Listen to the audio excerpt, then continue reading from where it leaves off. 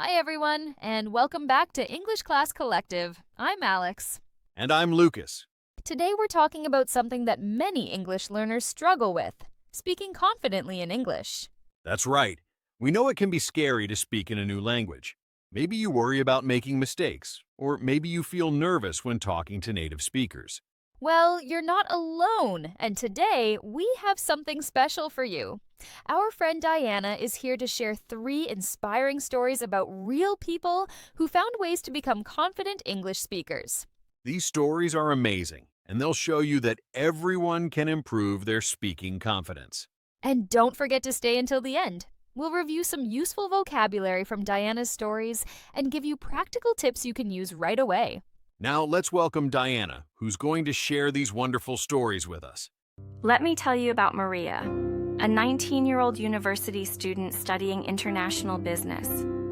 Maria's story might sound familiar to many of you. She's very bright and always does well on her written assignments. But when it comes to speaking in class, she becomes very nervous. In her international marketing class, Maria often knows the answers to her professor's questions. She understands the concepts perfectly, but every time she thinks about raising her hand, her heart starts beating faster, and her palms get sweaty. She worries that her classmates might laugh at her pronunciation, or that she'll make a grammar mistake. One day, Maria wrote in her diary, "I feel trapped. The words are in my head, but they just won't come out. When the professor asks questions, I look down at my desk and hope he doesn't call on me. Sometimes I even sit in the back row to avoid being noticed." What makes it even more frustrating for Maria is that she sees other international students speaking up in class. They make mistakes too, but they don't seem to mind. She noticed that her Chinese classmate, Lynn, speaks slowly but confidently, and the professor always appreciates her contributions, even when her grammar isn't perfect. Maria realized she was missing out on valuable opportunities to practice her English and participate in interesting class discussions. She knew she needed to find a way to overcome her fears, but she wasn't sure where to start. Now let me tell you about David, a 35-year-old marketing manager at an international company. David's experience is quite different from Maria's, but he faced similar challenges with speaking English confidently. David had recently been promoted to lead a team spread across different countries. This meant he had to give regular presentations in English to colleagues from the United States, India, and Singapore. At first, this responsibility made him extremely uncomfortable. He would spend hours rehearsing his presentations, worrying about every single word. During his first few online meetings, David's voice would shake, and he would read directly from his slides, barely making eye contact with the camera. He noticed that his message wasn't getting across effectively, and some team members seemed to lose interest. One particular presentation about quarterly sales targets was especially difficult. He stumbled over numbers and forgot important points because of his nervousness. But David decided to take action. He started recording himself giving presentations and watching them back. He also joined an online speaking club where professionals practice giving business presentations. Something interesting happened. He noticed that when he focused on sharing his expertise rather than worrying about his English, his confidence naturally improved. Step by step, David developed a new approach. He began using simple, clear language instead of trying to sound sophisticated. He started including more visuals in his presentations to help explain complex ideas. Most importantly, he learned to smile and connect with his audience, even when he made small mistakes. The last story I want to share is about Sarah, a 28-year-old English teacher's assistant from Mexico. When Sarah first moved to Canada, she was incredibly shy about speaking English, even though she had studied the language for many years back home.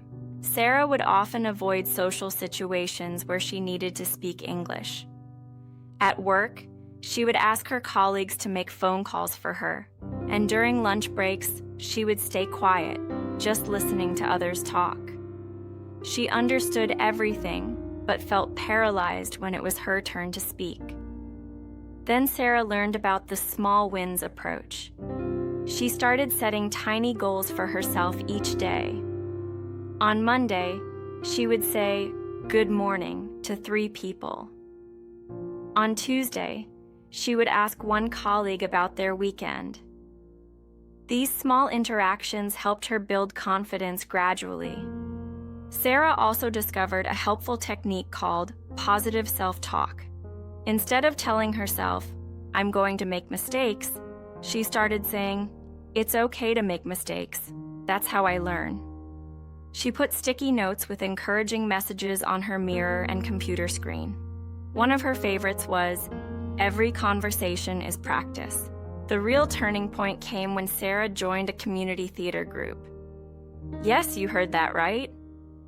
Even though she was terrified at first, she took on small roles and practiced speaking loudly and clearly. The theater exercises helped her focus on expression and body language, which made her feel more confident in everyday situations. Today, Sarah leads tours at her local museum, speaking confidently to groups of visitors. She still makes occasional mistakes, but now she just smiles and corrects herself. Her journey shows us that becoming confident isn't about being perfect. It's about changing how we think about speaking English. Now, let's review some important vocabulary words from Diana's stories. First up is paralyzed. When someone feels paralyzed in this context, they feel so nervous or scared that they can't move or speak, like how Sarah felt during lunch breaks at work. Right. Here's another useful word, gradually. This means something happens slowly, step by step, not all at once.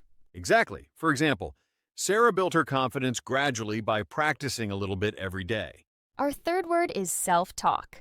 This refers to the things we say to ourselves in our minds. Yes, like when Sarah changed her negative self-talk to positive messages about learning from mistakes.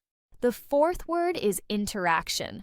An interaction is when 2 or more people communicate with each other. Like Sarah's small daily interactions of saying good morning to her colleagues.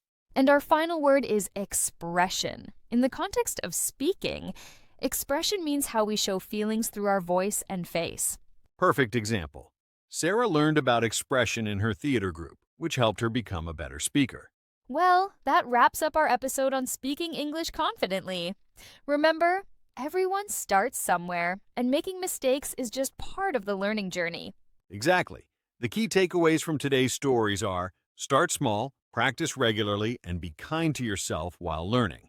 If you enjoyed this episode, please don't forget to subscribe to English Class Collective wherever you get your podcasts. And we'd love to hear your stories about speaking English. Leave a comment sharing your experiences or questions. Join us next week when we'll be talking about common English idioms and their meanings. Until then, keep practicing and stay confident. Bye, everyone.